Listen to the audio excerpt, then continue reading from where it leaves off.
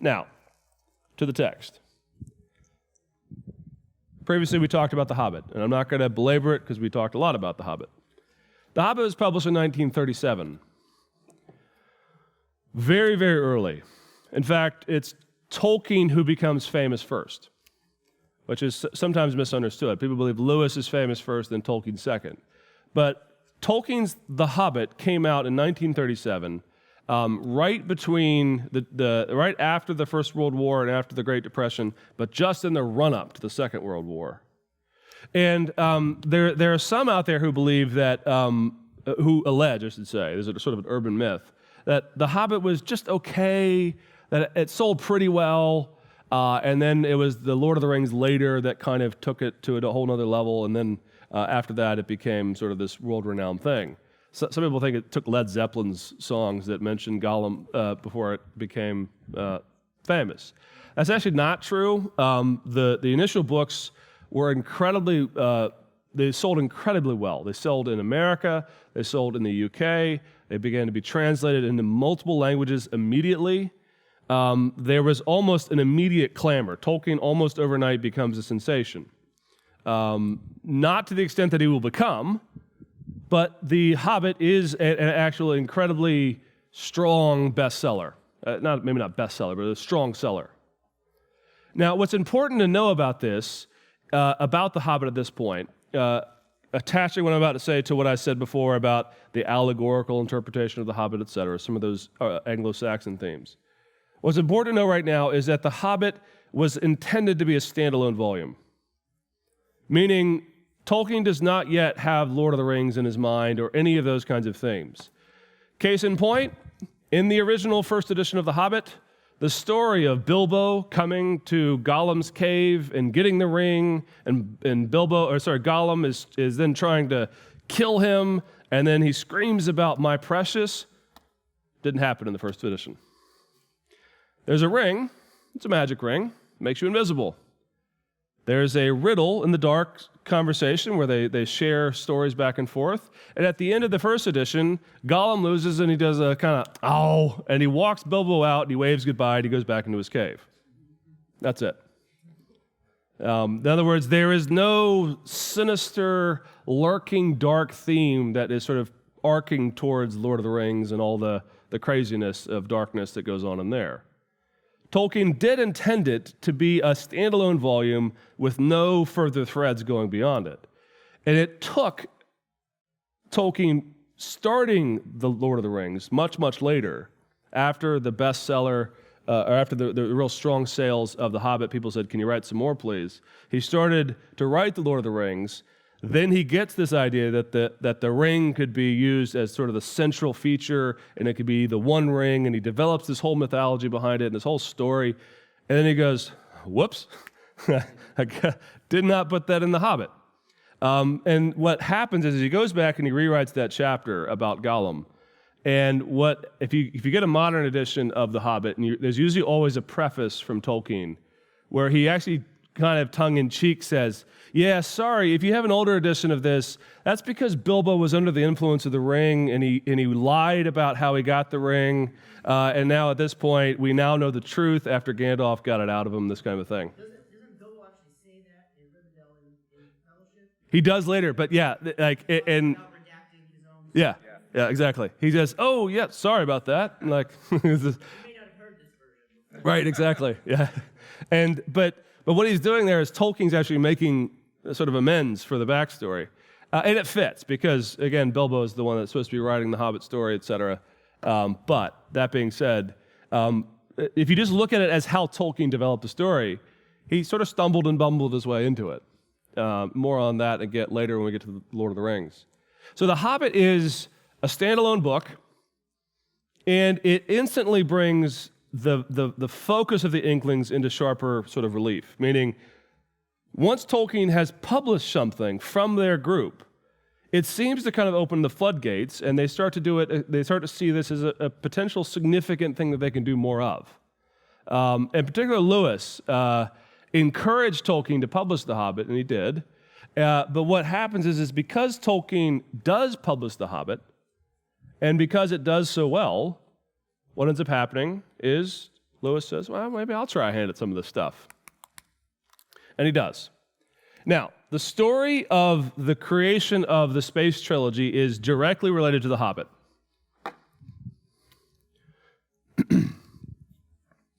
What happens is Lewis and Tolkien, as they're talking one night at one of these groups, sort of begin to complain about the state of modern storytelling, modern publications of children's tales.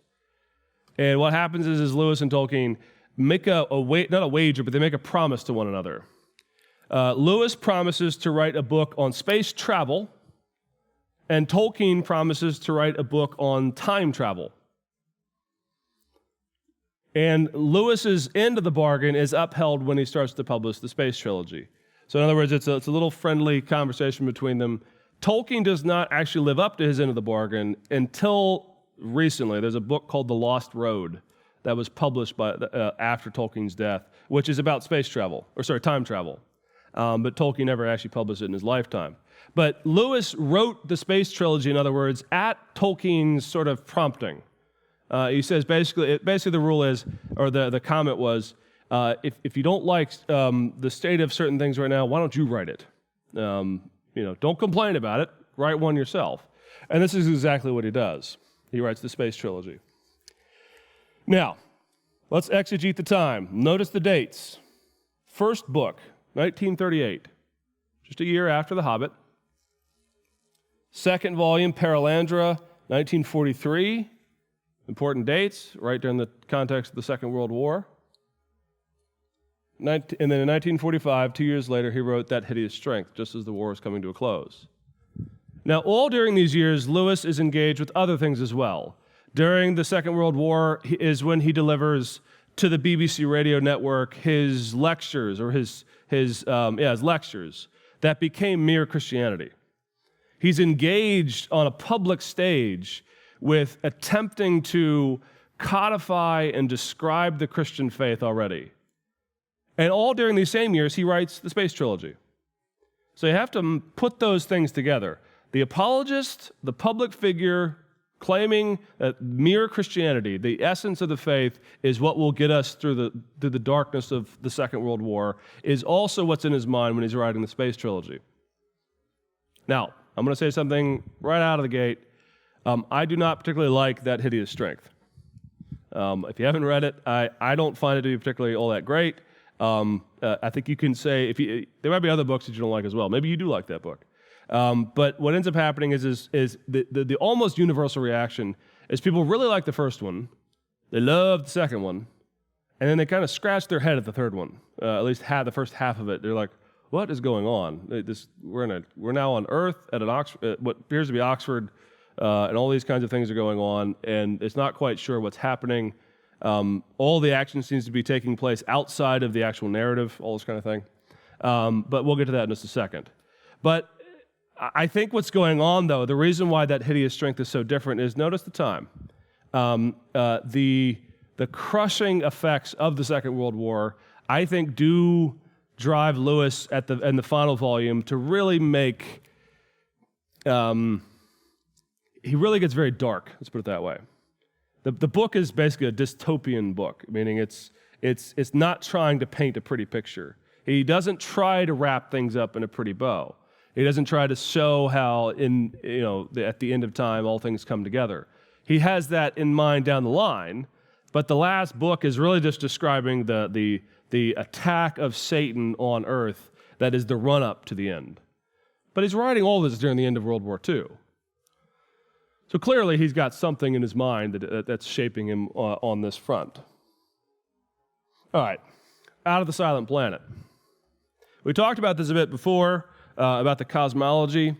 And we talked about how in the universe, in Lewis's world, there is all this discussion about how Earth has rebelled. That the entire solar system is populated, that it does have within it a race of people that were created by God, but so does the rest of the universe. But it is the Earth, it is the planet Earth that has cut itself off from the rest of God's creation. So again, the main theme right off the bat is the fall. It is the idea that the fall has disconnected us from the natural world. It's made us prey to things like sickness and death. It's made us close our ears to the song of heaven. Well, the main character in the book I mentioned before is Ransom, Dr. Ransom. He's a philologist. He is, of course, clearly based off of Tolkien. You get this sense that he just sort of wants to paint his friend into the story.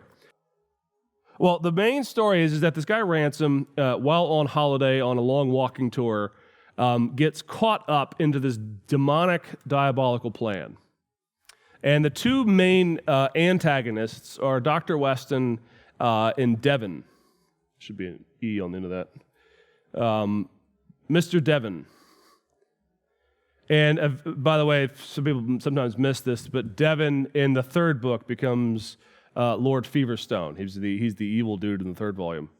But these two guys are demonic influenced materialists. Sort of a strange mixture that Lewis has put together. In other words, they are diabolical. They're evil. They are in some ways pure evil, but not utterly evil. Meaning all of their motives are towards an evil direction. Everything they do is towards the conquering of the good. But they're not demonic in and of themselves, if that makes sense. In other words, they are not pure evil. They're still human. But what happens is Tolkien paints this picture of how these guys are materialists. They are, in other words, the same Enlightenment people we were talking about in our last lecture. They are the kind of Enlightenment people who want nothing but to control the world, to own it, to make it their own, to take things that are beautiful and kind of manufacture that by their own power and greed and their own lust. So the very nature of the setup is you have this very sort of seemingly innocent guy, Ransom. He's not innocent at first. He's part of the Silent Planet. He's unaware of what's going on in the cosmos. But because of the demonic attack, because he is drugged and put on a spaceship by Weston and Devon, and then sent off to Mars, what ends up happening is Ransom gets wrapped up into the theology of God's world. So the story progresses. And it eventually becomes known that Weston and Devine are not just materialists, they are conquerors. In other words, they don't just believe that they themselves and everything they come in contact with is material, that is just simply the material world, but rather they want to conquer all of the solar system for their own and then populate it with their own materialism. So it's not just, in other words, philosophy, it's parasitic. It tries to take over other things. And again, I think what Lewis is saying here is materialism has its own kind of religion built into it. It doesn't just simply want to say, well, that's what the world is, get over it. It's this is what the world is, and I'm going to sort of progressively make everyone into my own image. Yeah. I think it's more than just materialism. I think it's more specific, right? It's very extreme Darwinism. No, and great question. Is it Darwinism or materialism? Yeah, in that sense, I would say they're the same thing. Yeah, definitely. Darwinian materialism in the hyper sense. Not in the sense of, was there any variety of species, evolution in the world, but this kind of sense of survival of the fittest means I will conquer and promulgate and destroy whatever is not mine because that's what's in favor. And even more deeply within that, though, is the more sort of Nietzschean kind of, it's aggressive. And if you look at the two world wars, it's the political philosophies of some of the powers that be. I mean, their view is, I will conquer this country because I have that right and I have the bigger guns. Mine, kind of like toddlers on out trying to grab their own things. Mine. And so Lewis doesn't like this, and he shouldn't. But what he ends up saying is repeatedly, this is not simply a philosophy run amok, but it's where the philosophy has to go. Materialism and Darwinianism, you're right to raise that, always brings about this sense of conquering and controlling. Yeah. As they land on Mars, Ransom manages to escape. He begins to meet, at this point it is sort of pure science fiction. He begins to meet creatures. He begins to experience the the new land, the new demography, all this kind of stuff. And then he comes across an angel-like figure, the Elida. And they're kind of ephemeral. He doesn't really get to see them very easily. They're kind of light beings, this kind of thing. And what happens is his ransom gets pulled in, gets sucked in to the cosmic warfare. This, we might even say that a spiritual warfare between the light and the dark, between God's creatures and those who are not.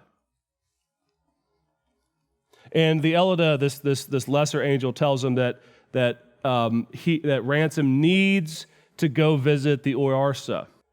But the Orarsa is this archangel who brings ransom in, and he basically says, your job is to help me join the struggle. Do not remain neutral. What this materialist is doing, what this person is seeking to do, is not just improve the circumstances of Earth, but to destroy it. Because as they conquer the planets, as they conquer the solar system, they will then in turn ultimately consume themselves in this. And again, the cosmic struggle of materialism. Well, if you read Out of the Silent Planet alone, there is some theology there, good bit. There's the idea of this Darwinian materialism. There's the idea that the world is in a cosmic struggle, that the world is not neutral, that there are opposing worldviews that you either need to embrace or reject. And it really, I think, puts you on the horns of a dilemma. You have to, when you read Out of the Silent Planet, decide essentially whose side are you on. Are you on God's side or are you not? In other words, there's no shading of gray here. Lewis does not give you multiple options, multiple faiths. He does not envision pluralism in that modern sense. Rather, it's follow God or follow any of a variety of people who are opposed to God, and in this case, it's Weston who embodies materialism. So at the end of the day, Out of the Silent Planet has some themes that you can really wrestle with. Lewis does not give us, again, a concept of, again, pluralism. It's either there are those who follow God and those who do not. At the end of it, though, his main attack, his main frustration is with his world, the world that he's living in at the moment. The world wars, the Enlightenment, rationalism, reductionism, all of these isms that are out there that are crushing the souls of people is what he's writing into this. Now, he hasn't yet gotten to the concept of redemption or grace or any of these elements. They're come in the next volume. But what happens is Lewis sort of really sets the stage of this cosmic struggle. And one of the first things that happens after the book is published, it has a good reception. People really do like it. And they respond through letters, and there are a number of fans who write and ask, what does this book mean? Didn't quite make sense. Didn't have Wikipedia. You couldn't look it up, I suppose. But there was a number of people that said, what is the meaning of what are all these, what is the Elida? They were asking all these kinds of questions. And then one lady in particular, it was a nun, wrote Lewis and said, I noticed that there is a lot of Christian themes in your science fiction here. That was actually a bit of a new thing. And she said, can you tell me why there is, I sense this Christian themes, but they're not overt. In other words, you don't have like footnotes that tell me what each character means. She says, can you explain this to me? Lewis actually wrote her back, and he gave her a very specific answer. He says, any manner of theology can be smuggled into people's minds under cover of romance without them knowing it. In other words, he specifically says, I'm writing theology veiled because I want people to enjoy the story, but I want them to also ask the very question you're asking, which is, what is the theology of this book? What's going on here? So from the beginning, the Space Trilogy is designed to be a teaser, something that pulls them in further. So if you haven't read Out of the Silent Planet, when you read it, you're actually not going to get the same clarity of allegory that you get in Lion, Witch, and the Wardrobe. He writes The Lion, the Witch, and the Wardrobe after everyone knows he's a Christian, and it's much more overt in its Christian themes. Out of the Silent Planet is purposely more significantly veiled in its Christian themes. But they're there. The main ones being this cosmic struggle, this problem of the fall, demonic or diabolical activity versus the activity of God and his people, that there is this coming collision between the two. Now, what Lewis is doing, in other words, as he says here, is he's trying to get them used to thinking about this. He's trying to snap them out of it.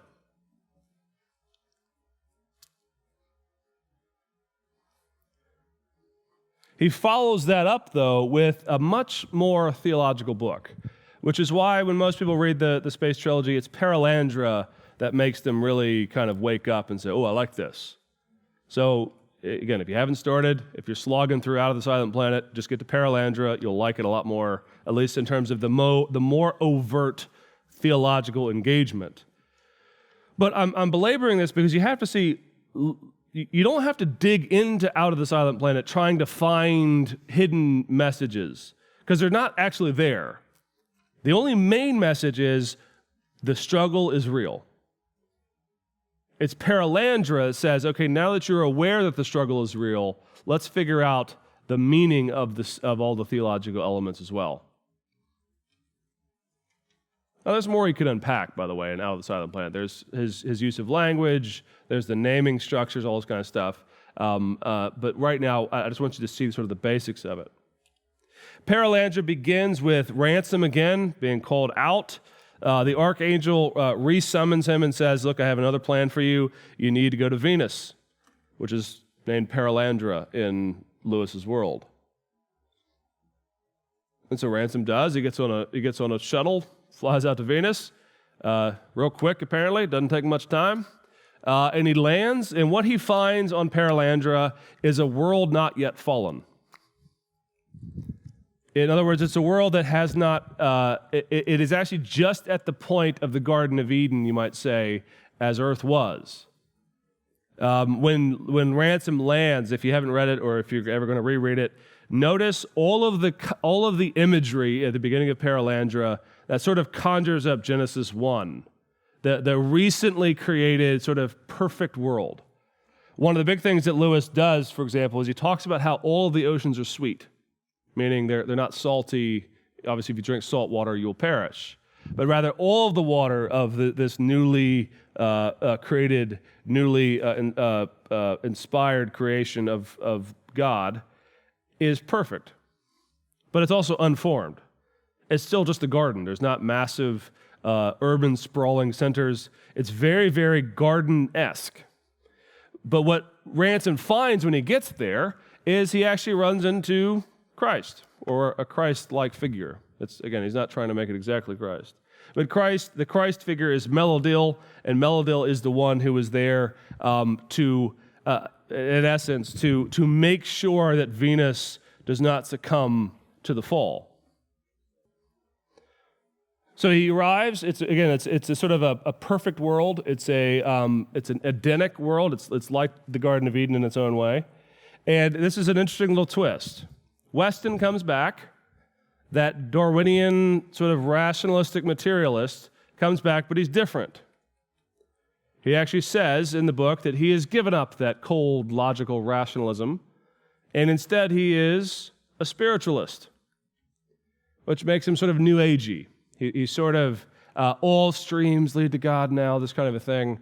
And actually he makes reference to the life force, and the life force is this sort of spiritual, cosmic kind of thing that all people are going to tap into. But what ends up happening is Weston, in his effort to be more, put it the other way around.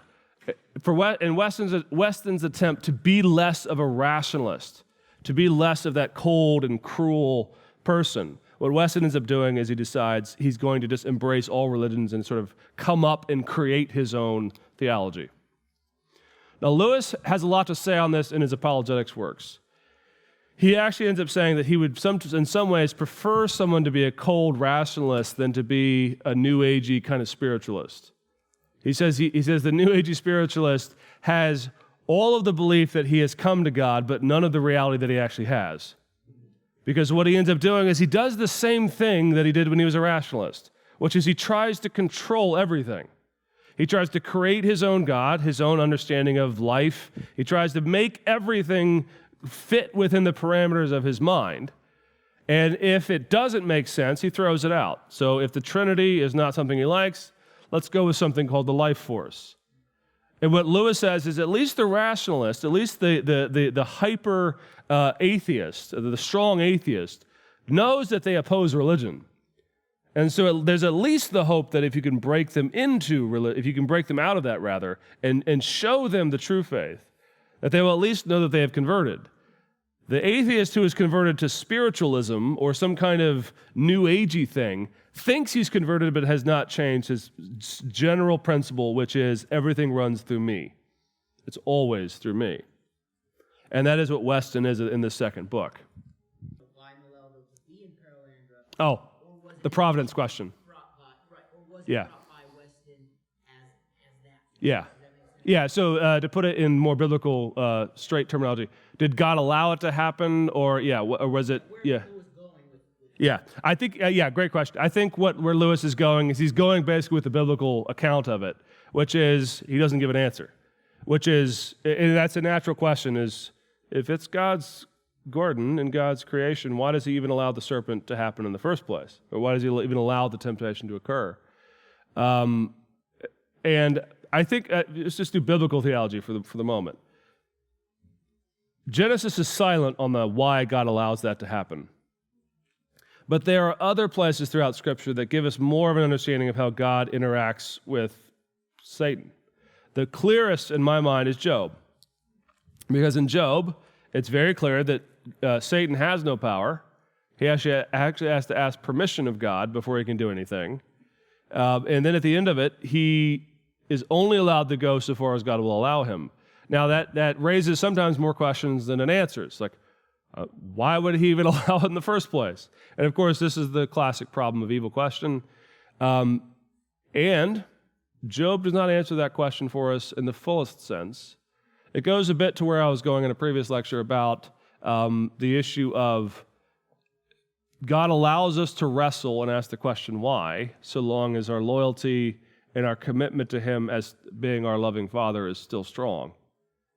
Just as you can have issues with your parents, you can wrestle, you can challenge authority, you can ask the why question in a loving sense.